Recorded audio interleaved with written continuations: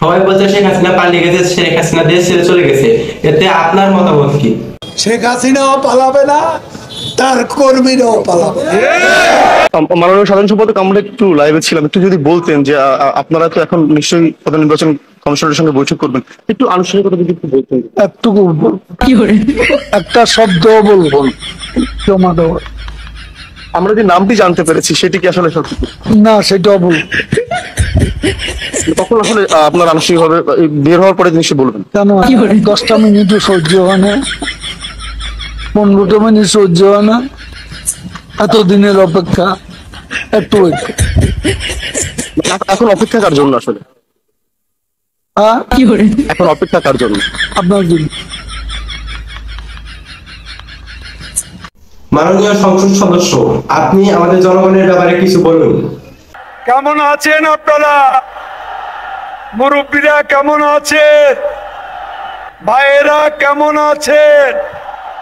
মা বোনেরা কেমন আছে?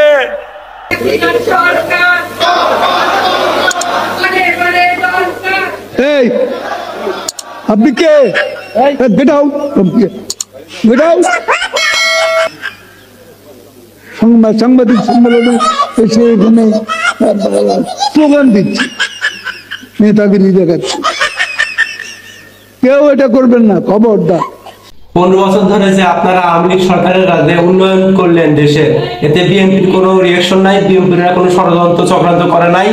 দেশের মানুষ ভালো, বিএনপির মন খারাপ। দেশের মানুষ ভালো থাকলে মির্জা ফখরুলের মন খারাপ। জ্বালা হেরে জ্বালা, অন্তরে জ্বালা। পদ্মা সেতু হয়েই গেল, কন্ডবলি টানেল হয়েই গেল, ঢাকা তরুণ প্রজন্মে মেট্রো রেল হয়েই গেল। সাহেব, আমরা দাঁড়িয়ে দাঁড়িয়ে ললিপপ খাবো,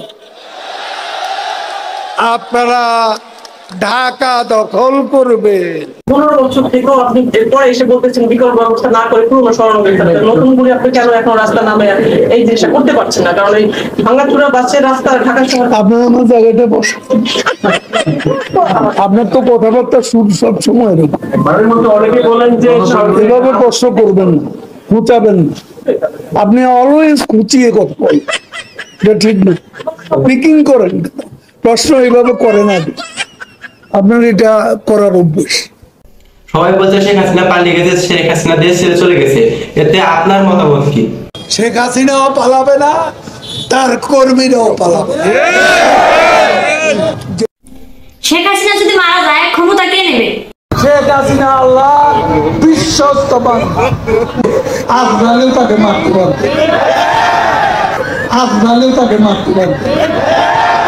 মাননীয় মন্ত্রী, আমরা ইদানিং শুনতেছি যে ফখরুল আপনাকে নিয়ে বাজে মন্তব্য করতেছে, আবার বলতেছে তিনি নাকি আপনাকে দেশ ছাড়া করাবেন।